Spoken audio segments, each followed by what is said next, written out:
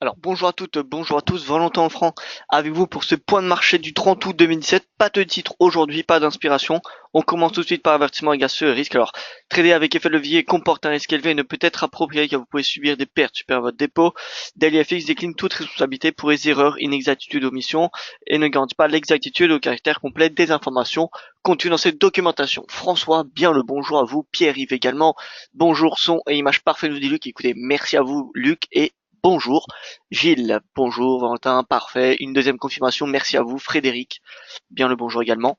Alors, résumé des séances américaines et asiatiques, les marchés actions hier qui ont rebondi en fin de séance américaine grâce à l'absence de propos assez menaçants de Donald Trump. Donc, il n'y a pas eu de propos menaçants pour c'est assez rare après ces missiles de la Corée du Nord. Donc voilà, le marché était surpris positivement, ce qui a fait rebondir les marchés actions hier.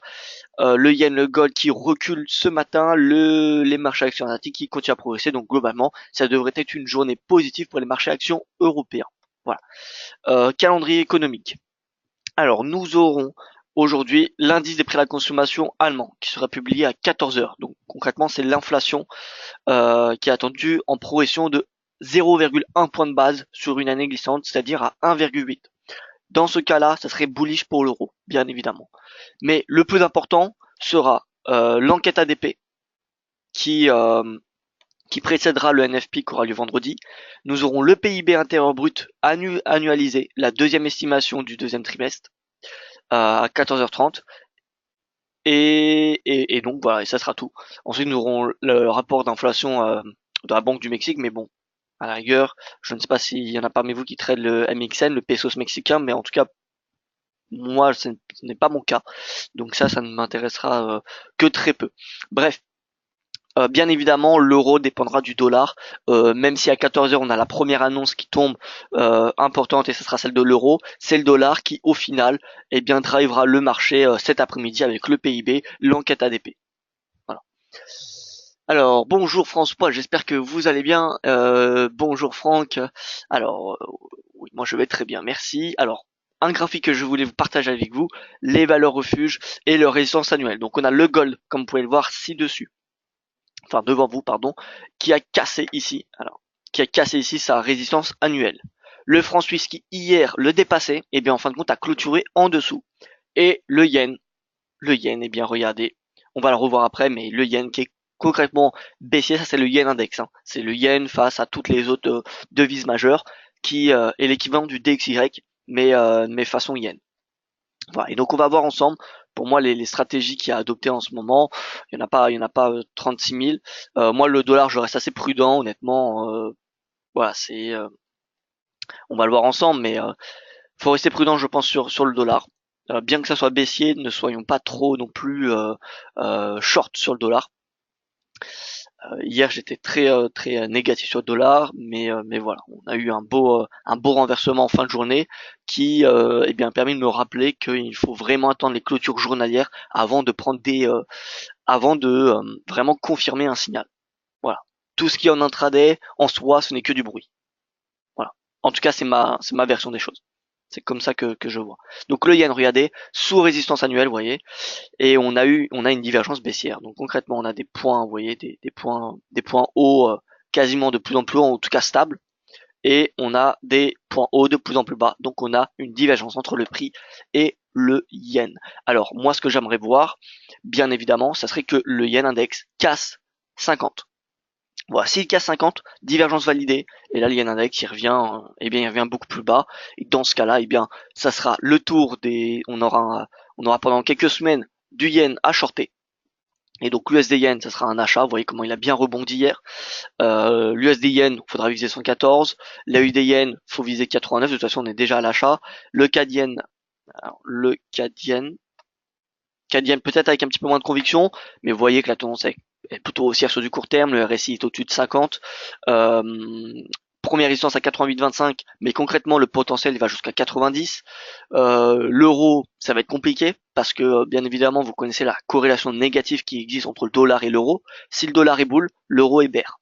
Voilà, il y a pas beaucoup de euh, de, euh, de options possibles entre le dollar et l'euro. Donc voilà, tout va dépendre de votre positionnement sur le dollar. Moi, ce que j'ai, donc voilà, j'ai essayé de faire mon graphique un peu plus de façon un peu plus jolie. J'ai mis en bleu, pourquoi? Parce que c'est un pivot. Voilà, c'est pas un support, c'est pas une résistance, c'est un pivot. Dans le sens que au-dessus c'est bullish, en dessous c'est bearish. Voilà. Enfin sur du moyen long terme, hein, bien évidemment. Donc là on est dedans. Hier on avait le chandelier était en train de casser 50, la moyenne mobile à 50 mois. Donc je vous rappelle la clôture aura lieu demain. Donc cette clôture pourra nous donner un certain signal. Concrètement, là, si on clôture comme ça, c'est plutôt un doji, indécision du marché, et donc on n'a aucun signal. Enfin, on a un signal de neutralité. Vous voyez que le momentum se serait arrêté sur ce pivot. Donc c'est pas une coïncidence. C'est-à-dire quoi? C'est-à-dire qu'il y aura autant de chances que ça rebondisse que ça tombe. Voilà, donc il faudra rester prudent si demain soir le DXY clôture en mensuel comme cela. En hebdomadaire. En hebdomadaire, on a bien cassé la moyenne mobile à 200 semaines. Mais on reste toujours dans le pivot. Et en journalier, vous voyez, hier, on a une belle mèche baissière qui est sortie de ce pivot-là. Concrètement, c'est un petit peu un bear trap sur du court terme. Alors, je ne dis pas que le dollar va rebondir, hein. Je ne dis pas qu'il va rebondir pour aller à 95. Mais là, pour ceux qui se sont mis à la vente sur le dollar, eh bien, c'était problématique. Donc voilà, le DXY pour moi, faut attendre encore un petit peu. Faut attendre quoi? Faut attendre un pullback du RSI sur 50, ou comme on le sait, c'est une zone probable de d'échec, de retour à la baisse. On peut également peut-être tracer une oblique baissière, je ne sais pas. Vous voyez, on peut essayer de trouver quelque chose sur le RSI, pourquoi pas. Alors, vous voyez, un test, deux tests, trois tests, donc on a trois points de contact. Pourquoi pas, si le RSI revient là à cette oblique, ça serait potentiellement un point pour shorter le DXY. Voilà. Et si on short le DXY, on pourra acheter l'euro.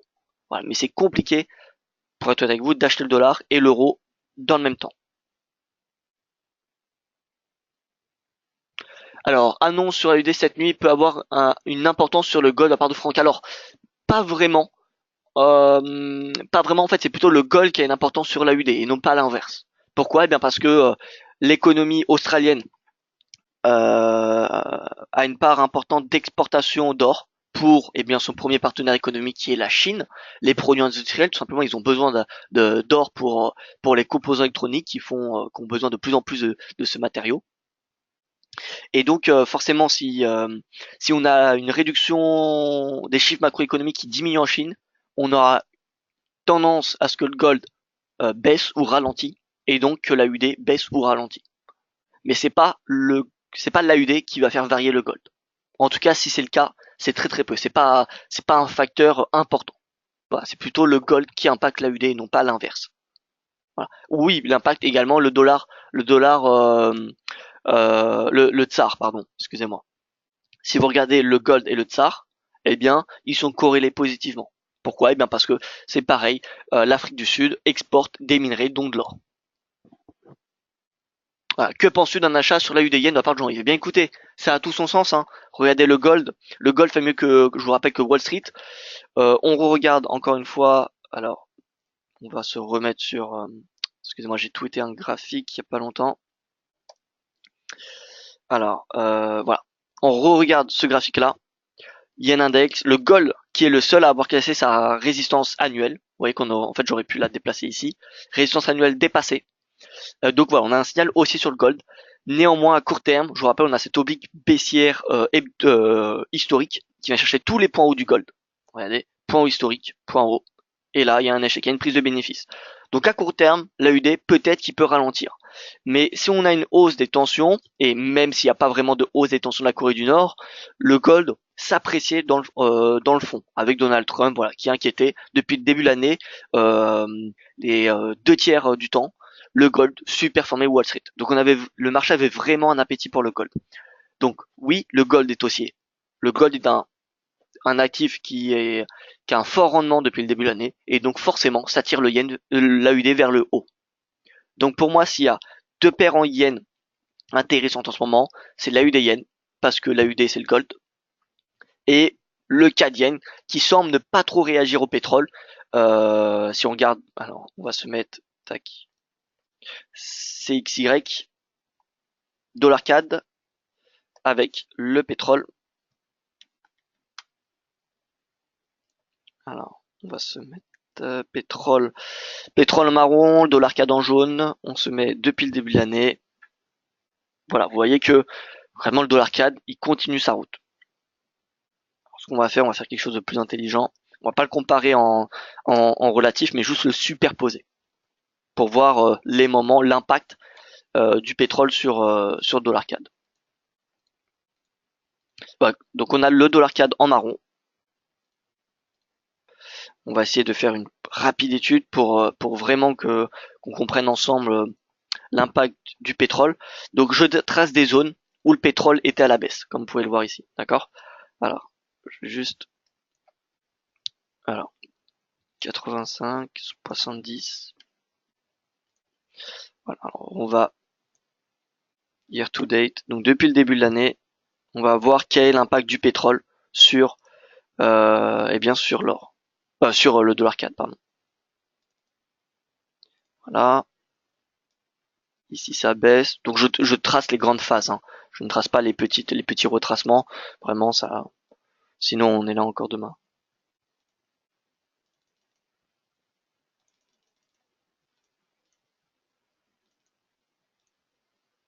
Voilà, donc on va dire, 3 impulsions baissières du pétrole, 4 pardon, depuis le début de l'année. Et vous pouvez voir que les impulsions baissières ont un impact quand même sur le dollar CAD. Vous voyez, baisse du pétrole, dollar CAD qui en tout cas peine à progresser. Par contre, si on a un rebond du pétrole, le dollar CAD, ça sera l'actif à payer. Donc pour moi, le dollar CAD, voilà, il est intéressant, mais il faut pas non plus trop être optimiste. Dans le sens, faut être prudent sur son money management. Encore une fois, c'est le plus important de toute façon en trading. Mais pour moi, le pétrole, encore une fois, comme je vous l'ai dit hier, d'un point de vue fondamental, je le trouve dans une meilleure situation qu'il y a un mois. Donc pour moi, le pétrole, il pourrait reprogresser de nouveau, revenir, pourquoi pas, à la moyenne mobile à 200 jours. Ce qui aurait un impact positif sur le dollar CAD. Voilà. Au passage, le pétrole, comme vous pouvez le voir, c'est bien stoppé sur ce support à 46,43 qu'on regarde ensemble depuis maintenant plusieurs semaines. Donc voilà, on a eu la cassure de ce triangle, premier support à 46,43. Techniquement, il pourrait revenir à 45 si on a une clôture en dessous de ce niveau de support. Pour le moment, on peut voir que les acheteurs se sont donné rendez-vous présents sur ce niveau de support, donc il faudra rester patient. Par contre, si on a une jambe baissière, c'est direction 45. Si on a un rebond, eh bien ça retournera probablement à la moyenne mobile à 200 jours. En tout cas, c'est ce que j'aimerais voir pour le CAD yen. Le CAD yen, dans ce cas-là, irait chercher les 90, si je ne vous dis pas de bêtises, voilà, 90. Le GBP-Yen nous dit ah si, alors GBP-Yen pas vraiment, hein, ah si. Pourquoi? Eh bien parce que le GBP il est plutôt baissier. C'est pas une devise qui est haussière, ni depuis le début de l'année, ni depuis un trimestre, ni depuis un mois, ni depuis 5 jours. Voilà, le GBP il est soit baissier sur du long terme, soit neutre sur du très court terme. Donc je ne vois pas pourquoi le GBP-Yen serait intéressant. Si on regarde d'un point de vue trading, alors on aura peut-être des petites tendances de quelques semaines, mais sinon, en fait, le GBP yen, vous tradez le yen, hein, parce que le GBP il est plutôt orienté à la baisse. Donc à la rigueur, le GBP yen, c'est intéressant pour passer à la vente si le yen est bullish, si le yen index est bullish. Or, le yen index est sous résistance, donc on a une devise qui a plutôt des perspectives de court terme baissières. Le GBP est baissier, deux devises baissières, c'est pas ce qui nous intéresse. Voilà, là le GBP yen rebondit pour la simple raison que le yen est sous résistance, et donc la moindre progression du GBP, eh bien, ça fait remonter le GBP yen. Mais si on regarde attendez, on va mettre tout simplement, pour illustrer ce propos, nous allons regarder le BXY qui est le Pound Index. Le Pound Index depuis le début de l'année, vous voyez, il progresse de 5%. C'est pas grand chose comparé à l'EXY. On va le comparer à l'EXY. On va le comparer à l'AXY. Donc l'EXY c'est l'euro, l'AXY c'est le dollar australien. On peut le comparer à CXY, le dollar CAD. Voilà, donc le dollar CAD, on va le mettre en marron. Le dollar australien en ce bleu marine. L'euro en bleu. Donc vous pouvez voir que, bon, Le GBP progresse depuis le début de l'année grâce à une spéculation, mais bon, les indicateurs économiques se dégradent de plus en plus, et donc pour moi j'ai plutôt une perspective encore plus baissière sur le GBP à moyen long terme. Par contre, le CAD, l'AUD ou l'euro, c'est plutôt des devises intéressantes pour passer à l'achat. Donc personnellement, si je devais shorter le yen, ça serait face à des devises fortes. Les devises fortes sont, ouais, depuis le début de l'année, l'euro, l'AUD, le CAD. Depuis 3 mois, le CAD, l'euro, l'AUD. Vous voyez que le GBP progresse sur 3 mois que de 0,49%. Sur un mois, la livre retrace de 1,62%, l'euro boule, l'AUD et le CAD neutre. Sur 5 jours, alors si mon graphique veut bien charger, bien évidemment. Bon, a priori il veut pas. Mais bon, vous avez vu depuis le début de l'année, sur 3 mois, sur un mois, le GBP, c'est la devise la plus baissière. Donc pourquoi l'acheter? Enfin, il n'y a aucune raison de l'acheter. En tout cas, moi, je ne vois aucune. Si vous me donnez des faits, des, euh, des indicateurs économiques qui s'améliorent, pourquoi pas? Oui. Mais pour moi, d'un point de vue fondamental et technique, il n'y a rien en faveur de la livre. En tout cas, je n'en vois pas.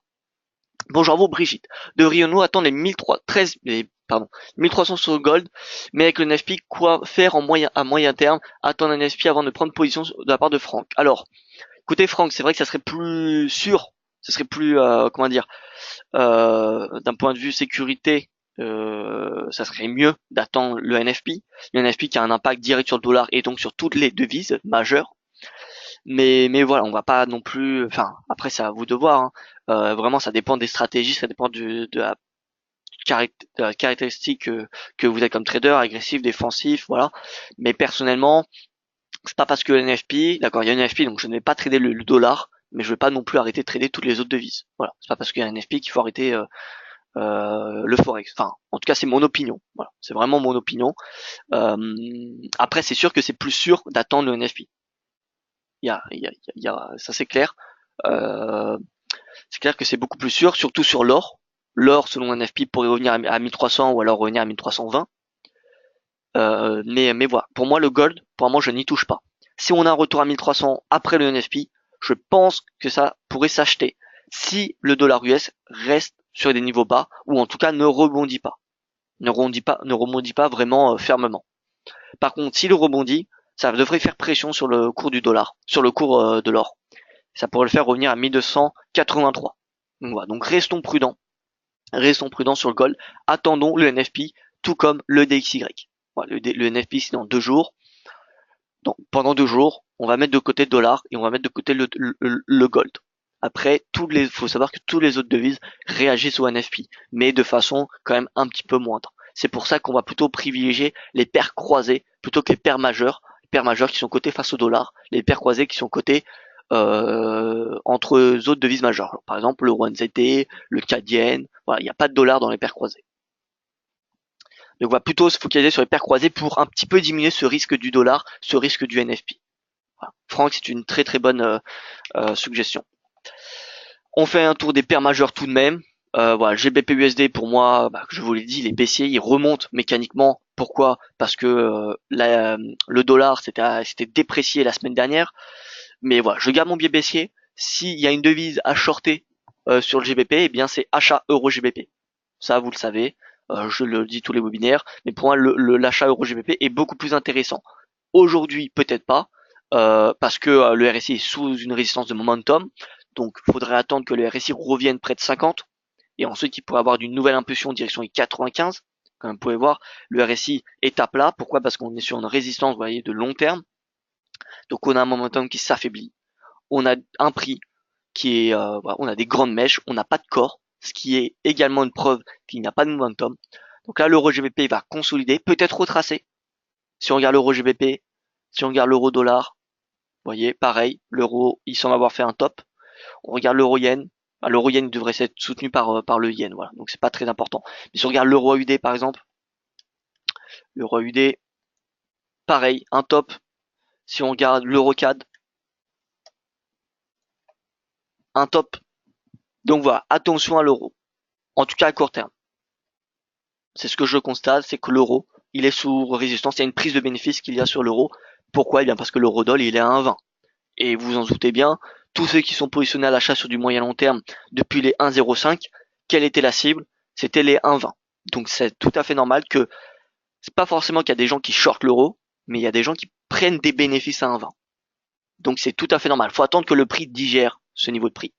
Qu'on ait un pullback à 1,16, 1,783, on va peut-être pas atteindre les 1,15 dorénavant. Mais vous voyez que le RSI revienne sur 50, ou en tout cas en bas de ce canal, que le prix revienne un petit peu, consolide, rebaisse, et ensuite on aura une nouvelle vague d'achat sur l'euro. Peut-être. À mon avis, l'euro va consolider jusqu'à Mario Draghi. Mario Draghi, je vous rappelle, la réunion, c'est le 7 septembre, c'est le jeudi de la semaine prochaine, qui donnera des nouvelles prévisions macroéconomiques de la BCE. Depuis les dernières prévisions qui avaient été données en juin, l'euro a progressé de plus de 7% face au dollar. Donc forcément, ça va impacter, enfin, il y a de fortes chances que ça impacte l'inflation, et donc que les chiffres macroéconomiques soient légèrement revus à la baisse, et ce qui pourrait décevoir le marché, et ce qui pourrait donc ralentir encore plus la progression de l'euro. Voilà, donc prudence sur l'euro, tout comme le dollar et le gold. Pour moi, l'euro, je n'y touche plus en ce moment. Je vais être honnête avec vous. L'euro, je n'y touche pas. Voilà, je reste à l'écart. Donc voilà, des paires intéressantes. Je pense qu'on a fait on peut continuer, mais en soi, il n'y a pas grand chose à dire à part le fait que l'AUD est plutôt soutenu par le gold, bien que le gold se replie à très court terme. Ça reste une devise qui est un actif qui reste extrêmement performant depuis le début de l'année, et l'AUD, c'est la deuxième devise la plus performante. On a l'euro depuis le début de l'année, ensuite l'AUD et ensuite le CAD. Voilà, ça c'est le top 3 des devises depuis le début de l'année. Et ensuite, devise faible, eh bien, on a le yen qui affiche une perspective baissière juste extrêmement intéressante, le NZD qui continue de se replier. Donc par exemple, l'AUD-NZD, voilà, l'AUD-NZD, là on a encore vraiment quelque chose d'intéressant. L'AUD-NZD continue, voilà, bullish, voilà, 1,1, c'est fait. 1,1, est-ce qu'on peut aller plus haut? Oui. Après attention, encore une fois, il devrait avoir une prise de bénéfice à 1,1, mais le biais, on peut encore le déplacer jusqu'à 1,1078. Voilà, c'est la prochaine résistance sur la UDNZD. Ensuite, attention parce qu'on arrivera sur un niveau de prix de long terme. Alors attention, je vais un petit peu ajuster ce. Oups. Voilà. Alors, on va se mettre en journalier. On va ajuster, on va bien la faire cette ligne de tendance baissière. Hop. Voilà. Donc là, on a pris tous les points hauts depuis l'été 2015. Tous les points hauts depuis début 2015, ça fait un triangle comme on peut le constater. Donc là, le potentiel, il se fait jusqu'à 1,1080, qui devrait être une zone de résistance très importante. Voilà. Donc là, c'est vraiment l'objectif 100%. Je vous rappelle, c'est ce niveau de prix. Mais attention, à court terme, on pourrait avoir une prise de bénéfice. Regardez la UDNZD, prise de bénéfice à 1,1. Le cours qui a atteint cette nuit, ce niveau de prix, et il y a eu un repli. La UDUSD, 0,8, repli. La UDN, bon, il est soutenu grâce au yen. L'euro UD, l'euro UD, on l'a fait, il me semble. Oui. Donc voilà, en fait, l'AUD, pareil, il arrive à court terme sous un niveau de résistance. C'est pour ça qu'il faut, pour trader les tendances, c'est préférable d'avoir une devise qui est forte, ou alors peut-être qui superforme en tout cas une autre devise, comme le yen. Donc c'est pour ça qu'on cherche des devises extrêmement faibles. Enfin extrêmement faibles, les plus faibles possibles. En ce moment, c'est le NZD et le yen qui pourraient vraiment être très baissiers dans les prochaines séances, prochaines semaines. Pour moi, il y a ces deux devises que je me focalise à la vente, pour le moment. C'est le yen et le NZD. Le yen depuis aujourd'hui. Donc voilà, AUD yen 89. Vous voyez, il remonte simplement parce que le yen retrace. Le CAD yen, on regarde, ensuite on passe au marché action. CAD yen, pareil, il progresse. Le take profit, moi je dirais sur le CAD yen, ça serait 89,42. 90, vous voyez que la zone des 90 a une influence, c'est plus une zone qu'un niveau de prix. Les seuils psychologiques sont plus des zones. Faut pas être au pips près. D'un point de vue les clôtures de prix, les clôtures mensuelles, ce que j'utilise, vous voyez 95, 97, oui, là on peut utiliser quasiment pips près, mais les chiffres ronds comme 90, 85, 90, 80 pardon, 100, etc. C'est des zones. Ça faut comprendre que ça soit des zones et donc faut pas viser au pips près. Faut viser un petit peu en dessous, un petit peu au-dessus, ça dépend de votre positionnement si vous êtes à l'achat ou à la vente. Donc CAD pour moi, il y a une marge de progression jusqu'à 89,42. On passe sur le marché action. Donc vous pouvez voir qu'on a un rebond du marché action, Wall Street qui rebondit en fin de séance, américaine hier, marché action asiatique qui était bullish cette nuit.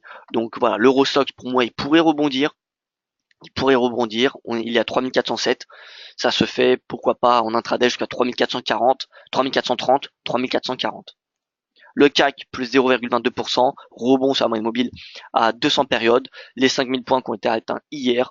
Là, il y a un rebond potentiel jusqu'à 5083 en intraday.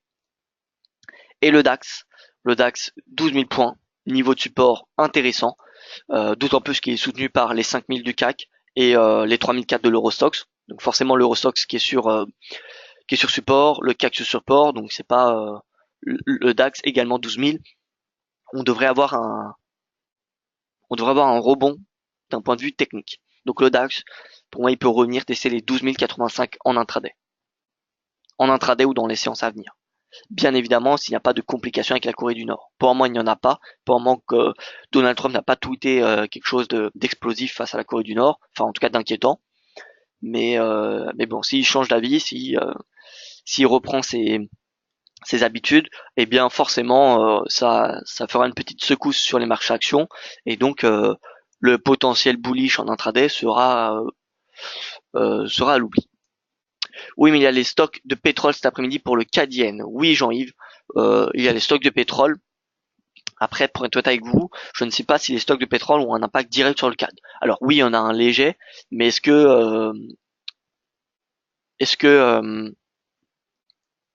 pardon, est-ce que ça va impacter directement le CAD-Yen, étant donné que d'autant plus que le yen est vraiment baissier. Ouais, le yen est vraiment baissier, donc même si à la rigueur ça impacte le CAD, le yen devrait être là pour supporter le CAD-Yen. En tout cas, c'est mon opinion. Je ne pense pas que les stocks vont vraiment impacter le CAD-Yen. Ça va peut-être impacter le CAD, mais pas le CAD-Yen parce que le yen, étant donné qu'il commence à s'orienter à la baisse, ça soutient le CAD. D'ailleurs, il y a eu cette semaine, ça sera potentiellement la 9e semaine de déstockage de pétrole. Donc ça serait un nouveau signal qui améliorerait les conditions du marché pétrolier. Voilà, donc on a fait le marché action, le pétrole pour moi il peut, s'il y a un rebond de moyen terme, il peut avoir lieu jusqu'à un moyenne mobile à 200 périodes. Le gold, je pense qu'on aura un pullback jusqu'à 1300 voire plus bas selon le NFP. Et voilà, écoutez, moi je n'ai plus rien à rajouter. FTSE, on a un léger rebond sur cette oblique. Alors, bien que mon biais soit baissier sur du moyen terme, je pense que les indices européens n'ont pas encore fait leur point bas. On est fin août. Si fin septembre on a ces niveaux de prix, alors oui, on aura fait les points bas, je pense. Maintenant, on a encore potentiellement 5 semaines de baisse, d'un point de vue statistique. 5 semaines d'aversion de risque. Donc voilà, moi je reste encore ouvert aux potentielles stratégies vendeuses sur du swing trading sur les marchés actions européens. Voilà, donc pas d'achat encore pour du moyen long terme sur les marchés actions. Le FTSE, s'il y a un rebond en intraday, il se fera jusqu'à la moyenne mobile à 50 et 20 qui coïncident ensemble à 7400 points. Voilà, 7400 points, c'est vraiment la prise de bénéfice à très court terme sur le FTSE. Vous voyez, ici il y a eu un échec, ici il y a eu un échec, prise de bénéfice sur les deux moyennes mobiles, prise de bénéfice sur les deux moyennes mobiles, et donc là ça va être le même topo. Pareil ici, vous voyez, position acheteuse sur la moyenne mobile, position acheteuse sur la moyenne mobile, également breakout, prise de bénéfice. Bon là on a eu un petit peu de bruit, prise de bénéfice, etc. etc. La moyenne mobile à 50 périodes sur le FTSE est assez intéressante. Alors, je vous en prie Gilles, merci Valentin pour cette revue de marché, écoutez, c'est avec un grand plaisir. Merci à vous pour votre attention. Rendez-vous donc demain pour le prochain point de marché et en attendant sur le site dailyfx.fr pour davantage d'actualités. Excellente journée à vous et à demain.